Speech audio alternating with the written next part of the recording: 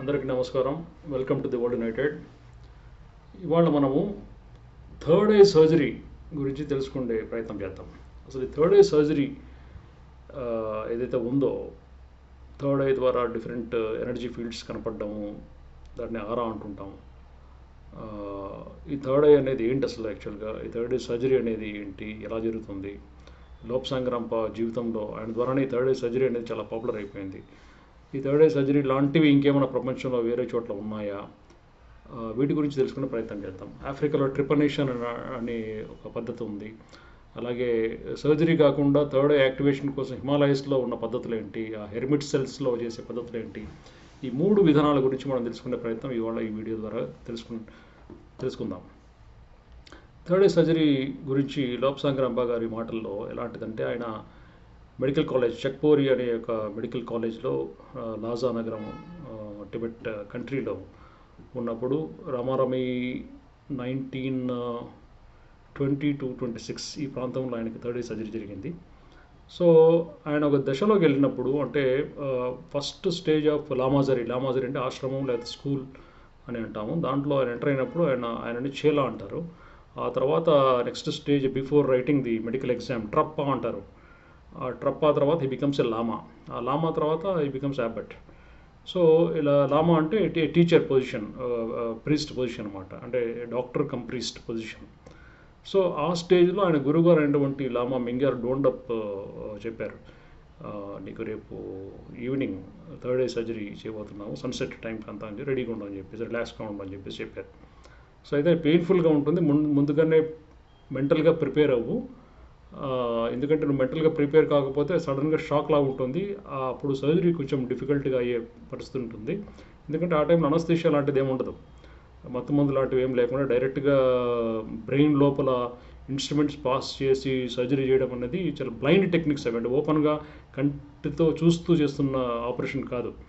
So అది 3 surgeons, అంటే ఒకరు తల పట్టుకుంటే ఇంకొకరు ఇన్స్ట్రక్షన్స్ ఇస్తుంటే ఇంకో వ్యక్తి, థర్డ్ వ్యక్తి సర్జరీ చేస్తుంటారు అన్నమాట.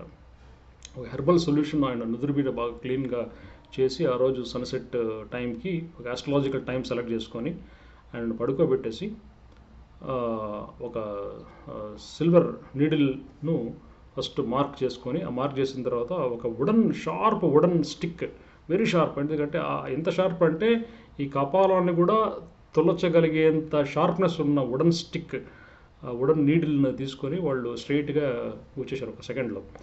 ఆయనకు షార్ప్గా ఎక్కడో లోపల టింగ్లింగ్ సెన్సేషన్, ఏదో చీమలు పాకినట్టుగా ఏదో అనిపించి చాలా ఒక సెకండ్ పాటు చాలా విపరీతం నొప్పి వచ్చిందట. కానీ ముందుగా విన్నటువంటి ఇన్స్ట్రక్షన్స్ ప్రకారం ఎంత నొప్పి వచ్చినా కానీ కంట్రోల్ చేసుకొని మైండ్ని డివియేషన్లో పెట్టి తనకు నొప్పి ఎక్కువగా తెలియకుండా ఉండడానికి ప్రిపేర్డ్గా ఉన్నాడు కనుక ఆయనకు అంతగా నొప్పి తెలియదని చెప్పేసి ఆయన చెప్పాడు. సో నీడిల్ పాస్ చేసిన తర్వాత ఎంతవరకు అది బ్రెయిన్ మెంబ్రెయిన్స్ దాటి బ్రెయిన్లో ఏ పార్ట్, మేబీ పీనియల్ గ్లాండ్ ఎగ్జాక్ట్గా ఆ ఫోర్ హెడ్ నుంచి దాని దగ్గర నుంచి మనం మెజర్మెంట్ చేసుకోవచ్చు. అంటే బ్రెయిన్లో లెఫ్ట్ బ్రెయిన్, రైట్ బ్రెయిన్, ఈ 2 బ్రెయిన్స్ మధ్య కార్పస్ క్యాలోజమ్ అనే ఒక ఎనార్మస్ టిష్యూ ఉంటుంది. ఆ లెఫ్ట్ బ్రెయిన్ నుంచి రైట్ బ్రెయిన్కి అండ్ వైస్ వర్సా, రైట్ నుంచి లెఫ్ట్కి ఆ నర్వ్ ఫైబర్స్ పాస్ కాగలిగే బ్రిడ్జ్ పేరు కార్పస్ క్యాలోజమ్. ఆ కార్పస్ క్యాలోజమ్ కింద మిడ్ బ్రెయిన్ ఏరియాలో పినియల్ గ్లాండ్ అనేది 3 grams వెయిట్లో ఉంటుంది యాక్చువల్గా, మెడికల్గా చెప్పాలంటే. ఆ పినియల్ గ్లాండ్ మనం యాక్టివేట్ చేసి ఉండొచ్చు డెఫినెట్గా, because many people call pineal gland the seat of the soul.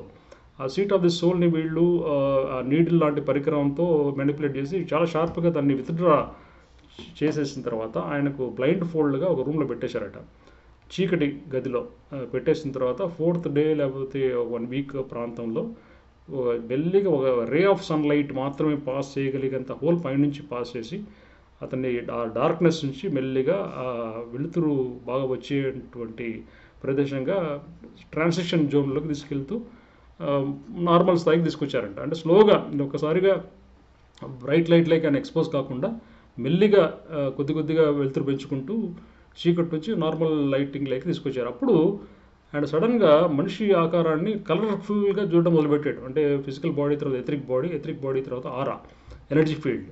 ఈ ఎథరిక్ బాడీ జనరల్గా ప్లెయిన్ వైట్ కలర్లో ఉంటుంది, ఆరా అనేది కలర్ఫుల్గా ఉంటుంది. వాళ్ళ మానసిక స్థాయిని బట్టి, ఆధ్యాత్మిక స్థాయిని బట్టి, ఆరోగ్య స్థాయిని బట్టి మారుతుంటుంది. అంటే దుష్టమైన ఆలోచనలు, మంచి ఆలోచనలు, సద్గుణాలతో ఉన్న వాళ్ళ ఒక రకం ఉంటుంది, కోపంలో ఉన్న ఇంకో రకం ఉంటుంది, రకరకాల ఎమోషన్స్లో ఇంకో రకం ఉంటుంది. శరీరంలో లంగ్ క్యాన్సర్ లేకపోతే ఇంకో భాగమో లేకపోతే దగ్గు లేకపోతే ఇంకేదైనా కడుపులో నొప్పి ఏదన్నా కానీ ఆరా ద్వారా ఆయన చూడగలిగే శక్తి ఆయనకు వచ్చేసింది. అది స్లోగా. ఆ తర్వాత 13th దలైలామా ఆయన్ని ప్రత్యేకించి తన ప్యాలెస్ అయినటువంటి పోటలా ప్యాలెస్లో తీసుకొచ్చి ఆయన ఆ ప్యాలెస్కి వస్తున్నటువంటి విజిటర్స్ని అబ్జర్వ్ చేసి వాళ్ళ ఆర్ఆర్ను రీడ్ చేసి తనకి ఇన్ఫర్మేషన్ ఇచ్చే విధంగా లోప్సాంగరాంబ గారి యొక్క స్కిల్స్ని ఆయన వాడుకున్నారు. 13th దలైలామా అంటే ప్రస్తుతం ఉన్న దలైలామాకు ముందు దలైలామా, బిఫోర్ 1959 ఉన్న దలైలామా అంతా 13th దలైలామా అనమాట. ఆయన లోప్సాంగరాంబాను ఈ విధంగా ఆరిక్ ఫీల్డ్స్ని అబ్జర్వ్ చేసుకుంటూ చెప్పగలిగే గుణాలు ఉండడం వల్ల ఆయన ప్రత్యేకమైన ట్రైనింగ్ వాళ్ళ గురువుగారు అయినటువంటి లామా మింగ్యార్ డోండప్తో ఇప్పించి ఒక థర్డ్ ఐ మాస్టర్గా తయారు చేశారు. అయితే ప్రపంచంలో డిఫరెంట్ ప్లేసెస్లో చూస్తే ఆఫ్రికాలో దొరికినటువంటి అనేకమైన స్కల్స్, కపాలాలు గమనిస్తే ఈ టెంపరల్ రీజన్, ఇది టెంపరల్ రీజను, ఈ పక్కన ఉండే పెరేటల్ రీజన్, ఆ వెనక ఆక్సిపుట్, ఇది ఫ్రంటల్ లోబ్. సో ఈ యొక్క టెంపరల్ రీజను, పెరేటల్ రీజన్ ఈ ప్రాంతంలో చెవికి పై భాగాన ఒక హోల్, ఒక కాయిన్ అంతా హోల్ ఉండడం గమనించారు. అది 1-2 కపాలాలు కాకుండా వందలాది కపాలాలలో ఆఫ్రికాలో ముఖ్యంగా ఉండిందట.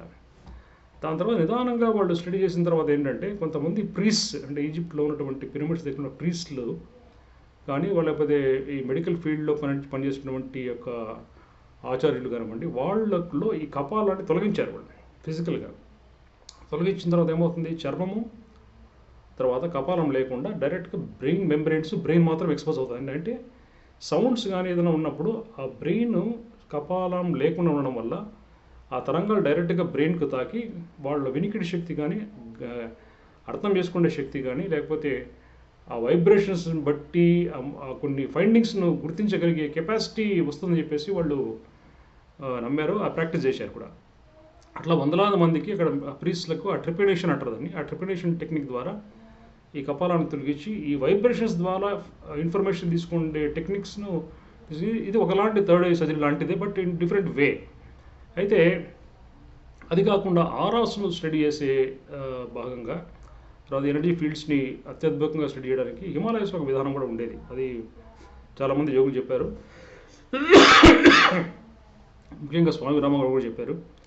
ఆయన ఏం చెప్పారంటే హిమాలయాల్లో ఉండాల్సిన యోగి ఆయన్ని అంటే నేర్చుకునే స్టేజ్లో ఒక గుహలో ఉంచేవాళ్ళట. ఆ గుహలో ఆయనకు అప్పుడప్పుడు రోజుకు ఒకసారి ఆహారం ఇచ్చేవాళ్ళు. అదే మూత్రమల విసర్జన కోసం ప్రత్యేకించి ఆ కేవ్లో అరేంజ్మెంట్స్ ఉంటాయండి. ఆటోమేటిక్గా ఆ డ్రైనేజ్ సిస్టమ్ అంతా లోపలే ఇంటర్నల్గా బిల్డప్ అయి ఉంటుంది. ఆ తర్వాత కంప్లీట్ డార్క్, అంటే చెయ్యి ఇట్లా చూస్తే కూడా చెయ్యి కూడా కనపడనంత పిచ్ డార్క్ ఎన్విరాన్మెంట్ క్రియేట్ చేయబడి ఉంటుంది అక్కడ. సో అక్కడ అటువంటి ప్రదేశంలో ఆయన్ను మంత్రోచ్చారణ ప్లస్ ధ్యానం ఈ రెండింటి కాంబినేషన్లో 11 నెలల పాటు చీకటి గృహంలోనే ఉంచుతారు. రోజుకు ఒక్కసారి మాత్రమే ఆహారం ఇచ్చేసి మలమూత్రం విసర్జన వల్ల ఎటువంటి సమస్యలు లేకుండా 11 నెలల పాటు చీకట్లో ఉంచిన తర్వాత మెల్లిగా చాలా నెమ్మదిగా పైనుంచి చిన్న హోల్ వెలుతురును క్రియేట్ చేయడానికి ఆ హోల్ని తయారు చేసి నెమ్మదిగా ఇందాక థర్డ్ ఐ సర్జరీ టైంలో చెప్పుకున్న విధంగా నెమ్మదిగా క్రమేపీ ఆ వెలుతురు వచ్చేటట్టుగా చేస్తారు. ఆ 11 నెలల తర్వాత ఆ వ్యక్తి, ఆ యోగి బయటకు వచ్చిన తర్వాత ఆ ఎనర్జీ ఫీల్డ్స్ని చూడడం మొదలు పెడుతున్నారంట. సో ఇవన్నీ కూడా హెర్మిట్ సెల్స్ అంటారు. ఆ ఉంటున్న కేవ్స్ని హెర్మిట్ సెల్స్ అని అంటున్నారు వాళ్ళు, హిమాలయన్ హెర్మిట్ సెల్స్. సో ఇప్పుడు థర్డ్ ఐ సర్జరీ చేసుకున్నటువంటి లోప్సాంగరాంబ కానీ, ఈ హిమాలయన్ హెర్మిట్ సెల్స్లో ఉన్న యోగులు కానీ, ఈజిప్ట్లో ఉన్న ట్రిపినేషన్ టెక్నిక్స్ ద్వారా ఈ కపాలం తొలగించుకుని వైబ్రేషన్స్ని ఫైండింగ్స్గా మలుచుకుండే ఆ యొక్క స్కిల్స్ కానీ, ఇవన్నీ కూడా ఏంటంటే ఎనర్జీ ఫీల్డ్స్ను భౌతికమైన కళ్ళతో కాకుండా థర్డ్ ఐ ద్వారా ఇన్నర్ సెన్సెస్ యొక్క కలెక్షన్ని థర్డ్ ఐ అంటే. కలెక్షన్ ఐ అంటే ఓన్లీ చూడడం ఒకటే కాదు, గ్రహిస్తుంది కూడా, అది వింటుంది కూడా, అది మంచి స్మెల్స్ గమనిస్తుంది. ఈవెన్ థర్డ్ ఐ సర్జరీ చేసే క్రమంలో లోప్సాంగరాంబ గారు వెంటనే నాకు ఒక అద్భుతమైన రకరకాల ఎప్పుడు గ్రహించలేటువంటి కొన్ని స్మెల్స్ నేను గ్రహించాలని చెప్పేసి కూడా అన్నారు ఆయన.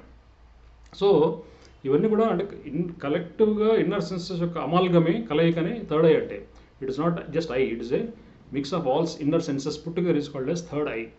సో ఆ యాక్టివేషన్ ఎప్పుడు జరుగుతుందంటే మన సెంటర్ ఆఫ్ కాన్షియస్నెస్ హిరణ్య గర్భ ఎప్పుడైతే యాక్టివేట్ అవుతుందో ఈ హిరణ్య గర్భ యాక్టివేషన్లో భాగంగానే ఈ థర్డ్ ఐ అనేది ఓపెనింగ్ జరుగుతుంది. It is finally connected to the centre of once consciousness. ఈ కాన్షియస్నెస్ రూల్స్ ఎనర్జీ. కాన్షియస్ చైతన్యం అన్నది ఎనర్జీని ఎప్పుడు మ్యానిపులేట్ చేస్తుంది కాబట్టి ఈ యొక్క కాన్షియస్నెస్ కేంద్రం ఎప్పుడైతే ఉద్దీపన జరుగుతుందో ఆటోమేటిక్గా ఈ energy centres by default activate అయిపోతాయి. కాబట్టి ఈ థర్డ్ ఐ అనేది రకరకాల టెక్నిక్స్ ద్వారా చేసుకోవచ్చు, లేకపోతే సింపుల్గా ధ్యానం ద్వారా కూడా చాలామందికి ఈ థర్డ్ ఐ యాక్టివేషన్ అనేది జరుగుతుండడం అనేది మనకు చాలామంది యోగుల్లో చాలామంది అనుభవాల్లో మనం వింటూనే ఉన్నాం. ఏదైనప్పటికీ ఈ యొక్క థర్డ్ ఐ యాక్టివేషన్ అనేది అనాది కాలంగా చాలా ప్రాచీన కాలం నుంచి రకరకాల ప్రదేశాల్లో రకరకాల పద్ధతుల్లో ఈ విధంగా డిస్క్రైబ్ చేయబడుతుంది. సో ఇంకా కొంచెం విషయాలు దీనికి సంబంధించి మనం రాబోయే మరికొన్ని వీడియోలు కూడా తెలుసుకునే ప్రయత్నం చేద్దాం. Thank you very much.